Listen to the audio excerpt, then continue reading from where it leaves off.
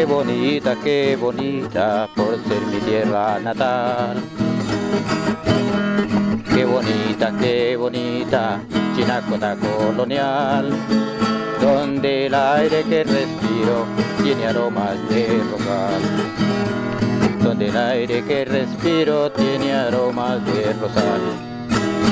Esta vereda tiene bastante historia, porque realmente comienza a formarse desde terminada la guerra de los 1000 días, según la narración de nuestros ancestros. Mis abuelos vivieron acá, en un ranchito que había aquí, al ladito, a la parte de abajo. Era un ranchito de techo de paja, de paredes de barro, un bareque, pisos de tierra. Eran esos ranchos típicos que construían los amedieros de las haciendas, porque no eran propietarios. Los propietarios eran latifundistas. Estas fincas eran propiedad de esa familia Valencia tradicional, que son parientes del general Ramón González Valencia. Entonces había, el primer dueño de toda esta región prácticamente fue don Juan Bautista Valencia. Por allá por 1850 ya se tiene historia de que estas eran las propiedades. Eran las haciendas de Guayabal, San José, Providencia y Porvenir. Eran de un solo dueño. Posteriormente la hacienda de San José pues ya queda a cargo nomás de don Juan Valencia y de sus herederos. Entonces, terminada la guerra de los 1000 días, que dejó todo destruido, que dejó todo en ruinas, incluido pues el campo, porque los que participaron más en la guerra fueron los campesinos, los trabajadores. Ellos eran los combatientes y entonces no había quien trabajara. De modo que cuando terminó la guerra y firmaron ese tratado más por necesidad económica, creo yo, que por otra cosa, hicieron que campesinos de distintas regiones, de otros lados, vinieran a fundar mejoras. ¿En qué consistían las mejoras? En echar huertas, en volver a revivir el café, que era una de las principales fuentes de ingreso, la caña, que era otro elemento básico en la productividad de la región. Y eso hizo que los amedieros llegaran y fueran haciendo casitas aquí alrededor de todas estas haciendas, y hablo en específico de la hacienda San José. Entonces allí se construían estas casas que mencioné al principio. Eran muy artesanales, muy rústicas. La madera se traía aquí de esta montañita que está detrás mío. El barro aquí mismo se pisaba, se llenaba eso de barro, el bareque, y ya listo, esa era una vivienda. Eran viviendas absolutamente precarias, que ya en la medida en que los mismos amedieros las podían arreglar un poquito, les echaban un pañetico de cal y arena.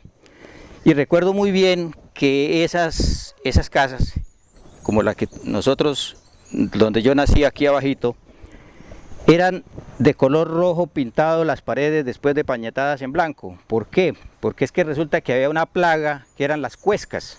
Esa cuesca ya casi ustedes los jóvenes no las conocen, no las conocieron.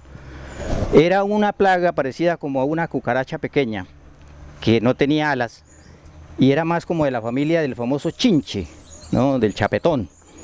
Se llenaban de sangre, y entonces eso solo picaban en la noche, cuando uno se acostaba en las esteras, porque las esteras eran el colchón, no había colchones, nadie conocía por aquí los colchones.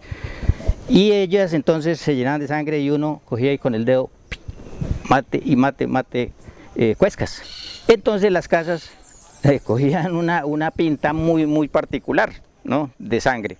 Entonces eso respecto después de la vivienda, así en términos muy generales, de que era muy precaria, de que no había ninguna disposición de excretas, todas las necesidades se hacían en el monte, cada quien a correr para la platanera, porque esto eran plataneras alrededor, había achiote, había tartagales, y bien, entonces todo eso era el sitio donde se iba a hacer las necesidades. Como a su vez no había ningún tipo de saneamiento, el agua era un problema. El agua había que traerla en potecitos desde por allá de un naciente que queda pues casi a medio kilómetro de acá, y había que ir llenando tamborcito o una molla de barro para tener el agua del día, y ese era el trabajo más que todo de los muchachos, de los pequeños, ir a traer agua, ¿no? Entonces eran dos labores grandes, que eran traer agua y traer leña, porque todo el tiempo se cocinaba con leña. El fogón era en el piso, un fogón de 3 piedras, y pare de contar porque era todo contaminación. Entonces así fue evolucionando esto a través del tiempo, y viene la conformación de la vereda como tal, pero que en esa época se consideraba era fracción, entonces se llamaba fracción de Guayabal, era la forma como se dividía políticamente el territorio de un municipio, en fracciones, ¿no?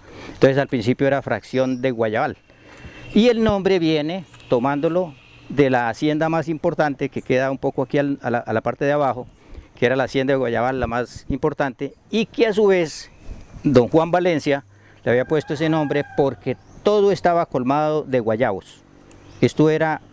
El guayabo era silvestre, y de ahí vino el nombre de la vereda Guayabal, que tiene apenas una lógica en su nombre, no hay nada así especial. Uy, aquí pues cada quien tiene un cuento, ¿no? Y uno de pronto recuerda más los que pudo vivir y todo eso, pero hay algo que aquí, muy pegado aquí, había un árbol de guásimo en medio de un cafetal oscuro.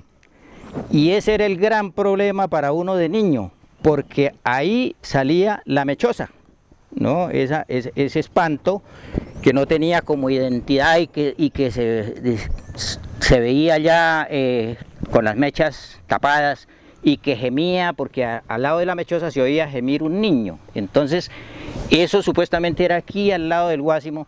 Y muchos de nuestros tíos o nuestros familiares decían que la habían visto y que lo habían asustado, casi siempre cuando llegaban tardecito borrachos, porque es que aquí se tomaba mucho guarapo. Ese es otro cuento, el cuento del guarapo. Entonces el guarapo era ancestral, era una cosa tradicional. Y en el guarapo hay un detalle importante, y es que los campesinos, los amedieros, ¿no?, para tener acceso a esa bebida diaria, para su familia y para los trabajadores, los que venían a ayudar en la mejora, cuando había cosecha de café, cuando había corte de caña, en fin, había que tenerles el guarapo. Entonces el guarapo se preparaba directamente con la miel de la caña, o sea, con el zumo de la caña, que se procesaba era en trapiches quiebrahueso, unos trapiches muy artesanales que ya por aquí no los estamos viendo, y era... que tenía también otro nombre muy bonito, a mí me parece, y los llamaban amansayernos. ¿Por qué? Porque resulta que cuando había una muchacha ya como casadera en la casa, ¿no?, el papá de la muchacha aprovechaba la visita del novio, del supuesto novio, y una de las maneras de probarle su machera y su berraquera para trabajar en el campo era ponerlo con él en el trapiche. Entonces era el suegro y el yerno, cada uno en un lado con los cachos, ¿no?, sincronizadamente haciendo los movimientos, y era 1 o 2 horas de trajín para sacar un baldadito, una olladita de guarapo de la caña, ¿no? Eso no se melaba, sino que de una vez se le revolvía, se les echaba en el calabazo o en la molla, que ya tenían supia, lo que llamaban supia, el cuncho, ¿no? Era en realidad el fermento. Y entonces se echaba ahí, se le agregaba el agua, ¿no?, se le agregaba eso y se dejaba fermentar. Eso automáticamente al otro día ya estaba fermentado, ¿no? Ese era el guarapo caldo de pata, o caldo de pata, como la gente así lo denominaba, ¿no? Entonces, de modo que esa era la bebida clásica de la gente. Y ya pues las veredas comienzan a evolucionar. Es pasado, diga usted, yo creo que a partir de la década del 60, yo que recuerde hasta la década de los 50, esto era como una foto, esto no cambiaba nada, ¿no? Y ya después de la década del 60 que aparece la primera cabaña por acá en Los Álamos, hacen la primera cabaña, era una mujer, era alcaldesa por primera vez en Chinácota, y aparece la primera cabaña. Y como comienza el auge de buscar a Chinácota como un sitio de reposo y de no sé qué para la gente que de afuera. Y más adelante ya con la pavimentación de la carretera en 1974-75, que por primera vez se pavimenta la carretera La Don Juan a Chinácota, pues comienza ya la llegada de gentes de todos lados a hacer cabañas, a buscar esto como un refugio de descanso, en fin, turismo como se le quiera llamar. Eso hace que el pueblo evolucione y con eso las veredas. Pero los dueños de las haciendas, que lo que tenían era amedieros, y que ya los dueños, los herederos viejos habían empezado a desaparecer, necesitaban solucionar el problema de la herencia. Eso hizo que tuvieran que llegar a acuerdos con los amedieros para escriturar pequeñas porciones de tierra con el fin de que los amedieros les dejaran libres los otros espacios donde estaban los cortes de café, los cortes de caña, en fin, para ellos poder hacer su distribución. Eso sucedió específicamente aquí en la hacienda de San José. Y es cuando se adquiere por primera vez el sueño de tener un pedacito de tierra.